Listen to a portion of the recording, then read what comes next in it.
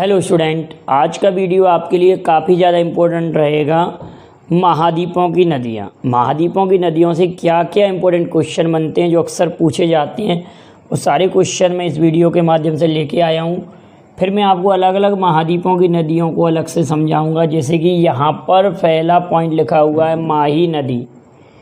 माही नदी आप सभी लोग जानते हैं कर्क रेखा को 2 बार काटती है।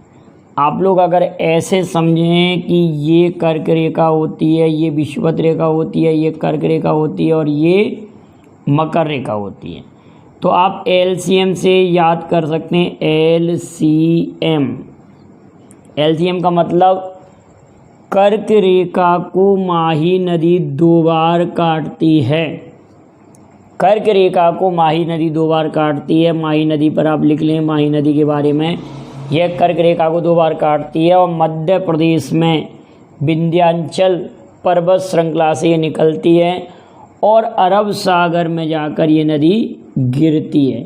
कर्क रेखा को 2 बार काटती है माही नदी। माही नदी के बारे में क्लियर है। अब लिम्पोपो नदी की बात करें तो लिम्पोपो नदी लिखा हुआ है कि लिम्पोपो नदी कहाँ पर, भूमध्य रेखा नहीं, मकर रेखा को 2 बार काटती है। लिम्पोपो नदी मकर रेखा को 2 बार काटती है और दक्षिण अफ्रीका से ये निकलती है और हिंद महासागर में जाकर ये गिरती है। किसको काटती है? लिम्पोपो नदी मकर रेखा को।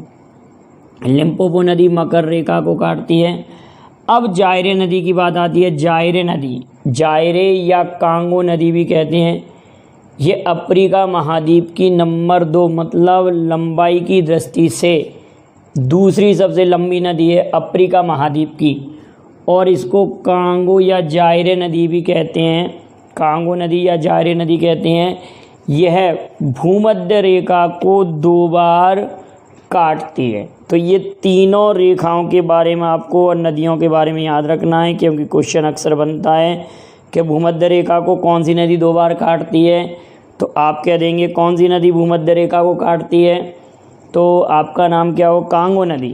ठीक है, कांगो नदी। एलसीएम से याद रखना, ये भूमध्य रेखा हो गई, ये भूमध्य रेखा है, ये कर्क रेखा है और ये मकर रेखा है। तो तीनों नदियों की बात तो हमने ये की। अब यहाँ लिखा हुआ है यांग टीसी क्यांग या यांगसी नदी भी कहते हैं इसको, यांग टीसी क्यांग या यांगसी नदी। यांग टीसी क्यांग या यांगसी नदी 2 नाम है इसके। यह तिब्बत पठार से निकलती है, तिब्बत पठार से, और एशिया महाद्वीप की सबसे लंबी नदी है और चीन सागर में जाकर गिरती है। तो एशिया महाद्वीप की सबसे लंबी नदी कौन सी नदी है? यांग टीसी क्यांग। ये क्वेश्चन बनता है कि एशिया महाद्वीप की सबसे लंबी नदी कौन सी है? तो यांग टीसी क्यांग नदी कहाँ से निकलती है? तिब्बत पठार से और चीन सागर में जाकर गिरती है। हवांगो नदी, हवांगो नदी को हम चीन का शोक या विश्व की सर्वाधिक विश्वासघाती नदी कहते हैं। विश्व की सर्वाधिक विश्वासघाती नदी कहते हैं, विश्वासघाती नदी कहते हैं चीन का शोक, या इसको पीली नदी भी कहते हैं, yellow river.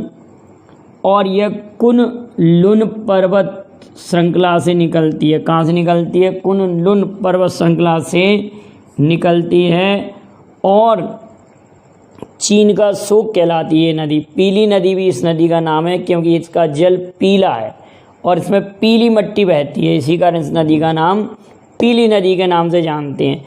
Mahaweli Ganga, very very important है महावेली गंगा।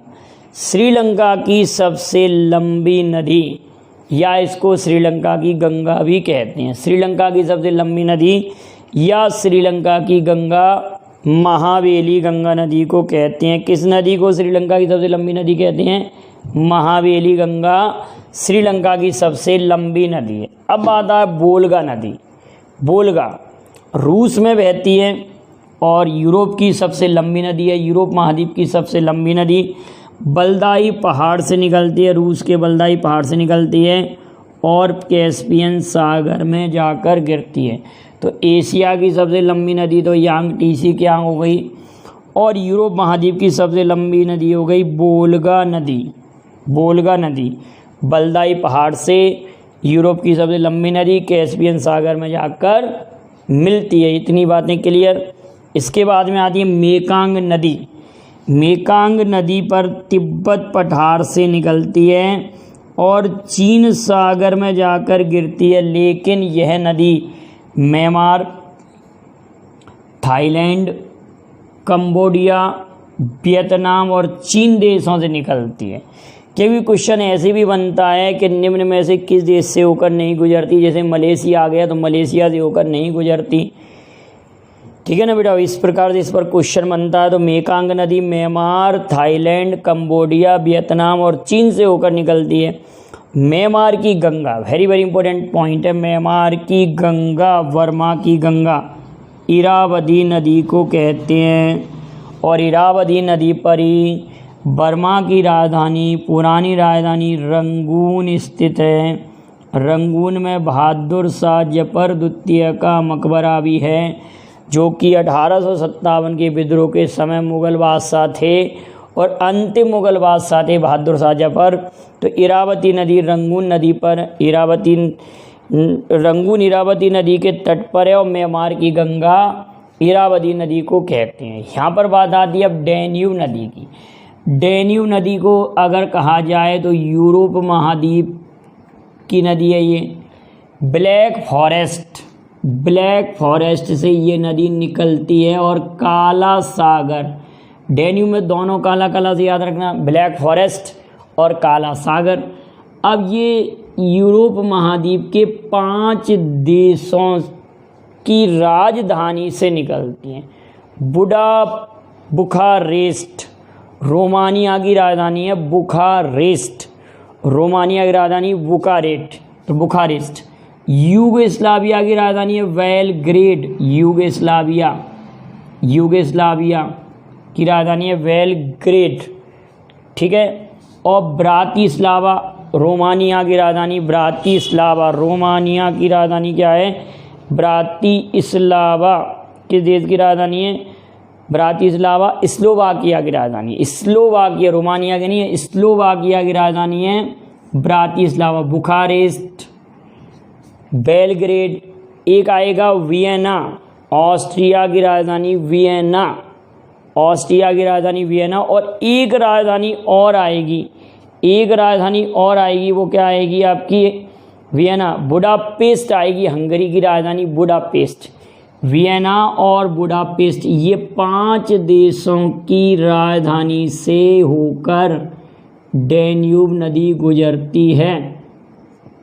वियना और Budapest, Bucharest, Budapest, Belgrade, Bratislava, Danube नदी, इन 5 देशों की राजधानी, ये 5 राजधानियों से होकर गुजरती है। अब बात आती है टाइबर नदी। टाइबर नदी एपीनाइन पर्वत से निकलती है और भूमध्य सागर में गिरती है टाइबर नदी। और रोम टाइबर नदी के तट पर स्थित है। इटली की राजधानी है रोम में एपीओ का हेडक्वार्टर है। इटली की गंगा लेकिन पो नदी को कहते हैं, ये मैंने यहाँ नोट कर दिया। इटली की गंगा अगर दिखाई नहीं दे रहा तो आप नोट कर लीजिए। और लंदन की गंगा टेम्स नदी को कहते हैं, लंदन की गंगा टेम्स नदी को कहते हैं। टेम्स, लंदन किस नदी के तट पर है? टेम्स नदी के तट पर है। और पाकिस्तान की गंगा, यहाँ मैंने लिखा पाक गंगा, पाकिस्तान की गंगा सिंधु नदी को कहते हैं, पाकिस्तान की गंगा सिंधु नदी को कहते हैं। अब बता दिए नील नदी की। नील विश्व की सबसे लंबी नदी, 6,690 किलोमीटर लंबी। अब नील नदी 2 नदियों का संगम है। 2 नदी कौन कौन सी? एक श्वेत नील, वाइट नील, और एक ब्लू नील। श्वेत नील और ब्लू नील दोनों का ये संगम है, वाइट और ब्लू नील का संगम है।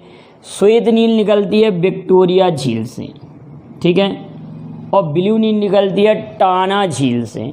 ये दोनों नदियाँ खार्तूम, सूडान की राजधानी खार्तूम में जाकर जब मिलती हैं वहाँ से ये नील नदी कहलाती है। और नील नदी पर ही काहिरा स्थित है, मिस्र का काहिरा, और अस्वानबाद नील नदी पर है। और विश्व की सबसे लंबी नदी नील नदी है। ठीक है, नील का वरदान किसे कहते हैं? मिस्र को। तो विश्व की सबसे लंबी नदी हो गई नील, यहाँ लिखा भी है। दूसरी लंबी नदी हो गई अमेजन, तीसरी हो गई यांगसी, और चौथी हो गई मिसिसिपी मिसौरी। मिसिसिपी मिसौरी की बात करें तो उत्तरी अमेरिका महाद्वीप की सबसे लंबी नदी, उत्तरी अमेरिका महाद्वीप की सबसे लंबी नदी मिसिसिपी मिसौरी, यांगसी एशिया की, अमेजन दक्षिण अमेरिका की, और नील अफ्रीका महाद्वीप की। यांगसी एशिया की हो जाएगी, यांगटीसी की यांग। राइन नदी की बात आती है, राइन भी अफ्रीका महाद्वीप की एक प्रमुख नदी है। तो राइन को यूरोप व्यापार का जीवन रेखा नदी कहते हैं, यूरोप व्यापार की जीवन रेखा। और यहाँ पर रॉटरडम बंदरगाह स्थित है, राइन नदी पर रॉटरडम, और यूरोप की व्यस्ततम नदी है, व्यस्ततम। ठीक है, आल्प्स पर्वत की रिफ्ट वैलियों से होकर बैठती है। तो कौन सी नदी भ्रंश घाटियों से होकर बैठती है? राइन नदी। और उत्तरी सागर में जाकर मिल जाती है। इतनी बात राइन नदी पर याद रखेंगे। बोन कोलोन, जर्मनी के शहर हैं बोन और कोलोन, दोनों ही राइन नदी पर स्थित हैं। बोन और कोलोन राइन नदी के तट पर स्थित हैं। नाइजर नदी पश्चिम अफ्रीका की नदी है, पश्चिम अफ्रीका से ये बहती है और गिनी की खाड़ी में जाकर मिल जाती है। इस नदी के क्षेत्र में काफ़ी तेल का उत्पादन होता है, इसलिए इसको ऑयल रिवर भी कहते हैं। कई बार आता है किस नदी को ऑयल रिवर कहते हैं? तो नाइजर नदी को। किस नदी को ऑयल रिवर कहते हैं? तो नाइजर नदी को ऑयल रिवर कहते हैं। अब बात आती है जाम्बेजी नदी। जाम्बेजी, ध्यान रखना, जाम्बेजी नदी ये कहाँ की नदी है? तो आप कहेंगे अफ्रीका की नदी है। और विक्टोरिया जलप्रपात यहीं पर स्थित है। करीबा बांध है। सर्वाधिक जल विद्युत का उत्पादन जो होता है वो जाम्बेजी नदी के कारण होता है अफ्रीका महाद्वीप में। अब सबसे ज़्यादा इम्पोर्टेंट नदी है अमेजन नदी। अगर मैं आपसे ये कहूँ कि लंबाई की दृष्टि से विश्व की सबसे लंबी नदी कौन सी है, तो आप कहेंगे नील नदी। दूसरी सबसे लंबी नदी कौन सी है? तो आप कहेंगे अमेजन नदी। तीसरी सबसे लंबी नदी कौन सी है? तो आप कहेंगे यांगसी नदी। चौथी सबसे लंबी नदी कौन सी है? तो मिसिसिपी मिसौरी नदी, मिसिसिपी मिसौरी नदी। लेकिन अगर ये कहा जाए कि सबसे अधिक अफवाह तंत्र, सबसे बड़ा जल तंत्र, अफवाह तंत्र की दृष्टि से सबसे बड़ी नदी कौन सी है, या सबसे अधिक आयतन में या सबसे चौड़ी नदी कौन सी है, तो आप कहेंगे अमेजन नदी। अमेजन के बारे में तो आपने सुना होगा। विश्व में सर्वाधिक जैव विविधता अमेजन के जंगलों में ही है। सर्वाधिक बायोडाइवर्सिटी कहाँ पर है? अमेजन के जंगलों में है। सर्वाधिक बायोडाइवर्सिटी कहाँ के जंगलों में है? अमेजन के जंगलों में। तो अमेजन नदी दक्षिण अमेरिका महाद्वीप की प्रमुख नदी है और दक्षिण अमेरिका महाद्वीप की ये विश्व की दूसरी सबसे लंबी नदी है, लेकिन दक्षिण अमेरिका महाद्वीप की सबसे बड़ी नदी है। एंडीज पर्वत श्रृंखलाओं से ये निकलती है। आप लोगों को मालूम होगा एंडीज और रॉकीज। अब कभी कन्फ्यूजन ना हो, उत्तरी अमेरिका और ये दक्षिण अमेरिका। तो एंडीज यहाँ पर हैं दक्षिण अमेरिका महाद्वीप में, और रॉकीज जो पर्वत श्रृंखलाएँ रॉकीज वो उत्तरी अमेरिका में। आल्प्स पर्वत श्रृंखलाएँ वो यूरोप में हैं। ध्यान रखेंगे, तीनों को मिक्स नहीं कर देंगे। एंडीज दक्षिण अमेरिका, रॉकीज उत्तरी अमेरिका, आल्प्स पर्वत श्रृंखला यूरोप महाद्वीप। तो एंडीज पर्वत श्रृंखला से अमेजन नदी और अटलांटिक महासागर में जाकर गिरती है। अटलांटिक महासागर दक्षिण अमेरिका की सबसे बड़ी नदी हो जाएगी और विश्व की नंबर 2 की नदी और नंबर 2 नदी हो जाएगी लंबाई की दृष्टि से। लेकिन अफवाह तंत्र की दृष्टि से, आयतन की दृष्टि से, जल की दृष्टि से सबसे बड़ी नदी अमेजन नदी है। और अमेजन के जंगलों को अमेजन के जंगल पूरे पृथ्वी का, पूरे ब्रह्मांड नहीं, पूरा पृथ्वी कहेंगे हम, पूरे पृथ्वी के लगभग 20% ऑक्सीजन अमेजन के जंगलों से मिलती है। इसी कारण अमेजन के जंगलों को पृथ्वी का फेफड़ा कहते हैं। अब यहाँ पर हमने मिसिसिपी मिसौरी जो नदी लिखी है वो उत्तरी अमेरिका महाद्वीप की सबसे लंबी नदी है। उत्तरी अमेरिका महाद्वीप के 3 प्रमुख बड़े देश हैं, एक तो यूएसए और अगला है कनाडा और एक है मैक्सिको। तो क्वेश्चन ये बनता है कि यूएसए और मैक्सिको सीमा को कौन सी नदी निर्धारित करती है? यूएसए और मैक्सिको सीमा को कौन सी नदी निर्धारित करती है? तो आप रियो ग्रांडे नदी निर्धारित करती है। ध्यान रखेंगे, दोनों की सीमा रेखा को रियो ग्रांडे नदी निर्धारित करती है। अगर मैंने आपसे कहा कि वाशिंगटन डीसी किस नदी पर है तो आप कहेंगे पोटोमैक। न्यूयॉर्क किस नदी पर है? हडसन नदी पर। डुंडी किस नदी पर है? टेपर। लंदन किस नदी पर है? टेम्स नदी पर। पाकिस्तान की गंगा सिंधु नदी पर। तो आप एक कमेंट करेंगे कि पशुपतिनाथ का जो मंदिर है नेपाल में वो किस नदी पर है? मैं कई बार पूछ चुका हूँ, नेपाल का जो पशुपतिनाथ का मंदिर है किस नदी के तट पर बसा हुआ है। और अगला आप कमेंट करेंगे कि गोवा की राजधानी पणजी किस नदी पर बसी हुई है? किस नदी पर बसा हुआ है?